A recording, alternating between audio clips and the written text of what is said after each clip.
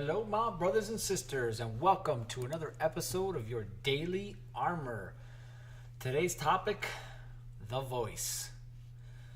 The voice, the voice. Dun, dun, dun. Some of you are like, what in the... Listen. So, if any of you have ever worked at a job or owned a business or something, been around a religious group, it doesn't matter, been around a group of people that everybody gets along, like everybody has each other's backs, those instances are so rare, and you know it. You move away from a neighborhood where you and your neighbors were all close and tight, and you miss it. You'll change jobs, you get promoted, whatever it is, you miss that because those groups don't come along very often. You know how rare they are. Well, for a period of time, when I was in narcotics, that's what I had on my squad. Kick-ass team. Worked great together. Worked hard. See, we had a daily competition to see who could buy the most drugs. I know, it sounds kind of weird. Police officers competing to see who could buy the most drugs. And yes, they did pay us for that. So this was an undercover squad, and that's what we did. We would buy drugs.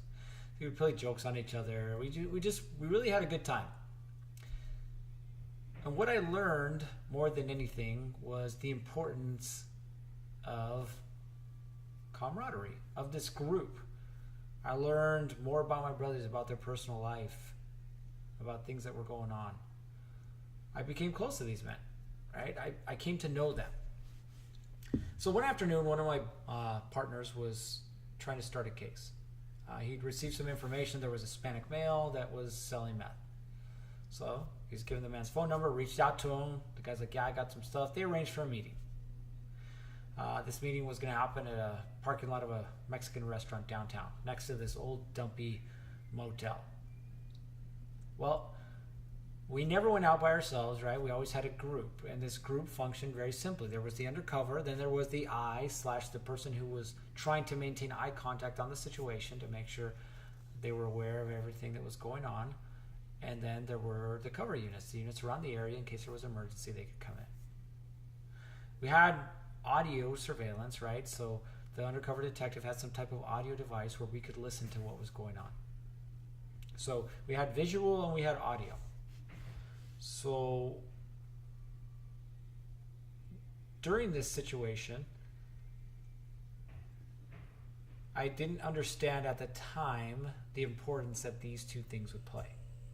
Now it was nice for later on in court, like you'd have the audio for evidence and, you know, it would really help solidify your case. But I didn't realize the role that it would play actively. So I was tasked with my partner of being the eye, right? So we were parked across the street. We had a great view of the parking lot and the dumpy motel next door. So we told him where to go, where we could arrange for the transaction to occur, where we'd still be able to see what was going on.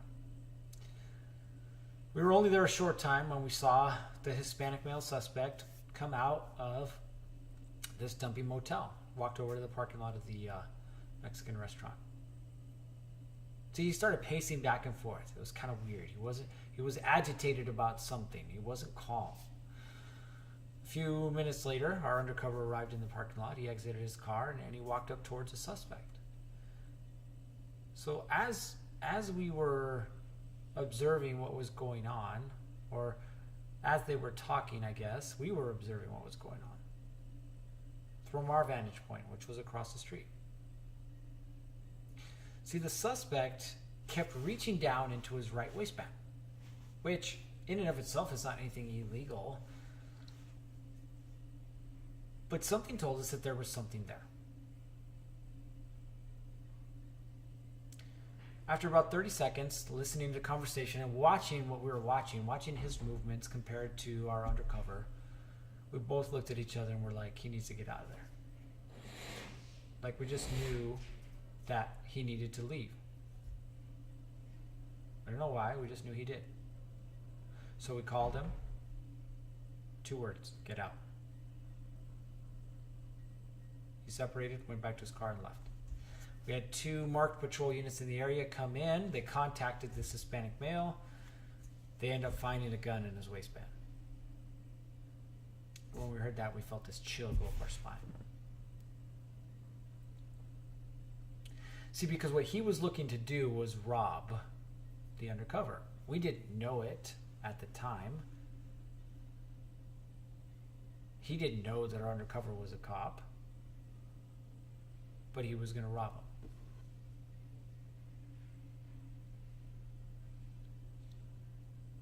So as we're driving back to the station, we were talking about this feeling that we had. And we're trying to put it into words. Like, how do you put a feeling into words? And we couldn't do it. There was no way. It was just a feeling. Like, we just knew he needed to get out of there. So what would have happened if we wouldn't have listened to the voice? I don't know. Can't say for sure. I can only say that by listening to it, he was safe. See, I look back at my life and periodically at the decisions that were made based on the voice, based on me listening to the voice. See, you can call it the Holy Spirit, you can call it God, you can call it whatever you want. But you've all felt it in your heart. It's something talking to you. It's something guiding you.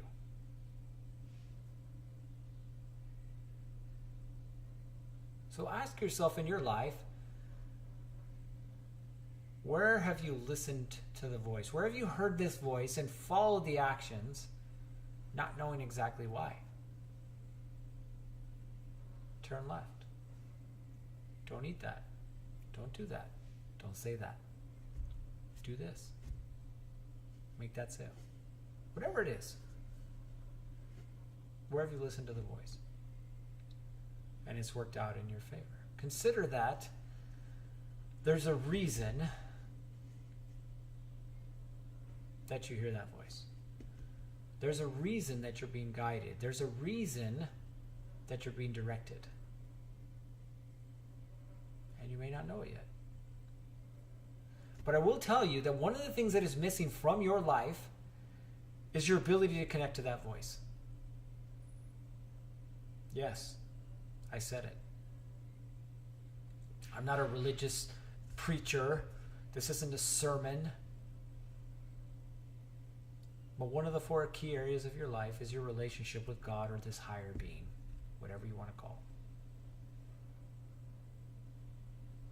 And the reason that you aren't where you want to be in life is because you've ignored the voice.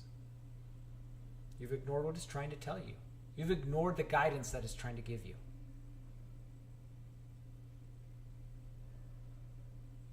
See, the voice does not speak loudly, but it speaks forcefully. The question is, will you listen? Well, that's it for today.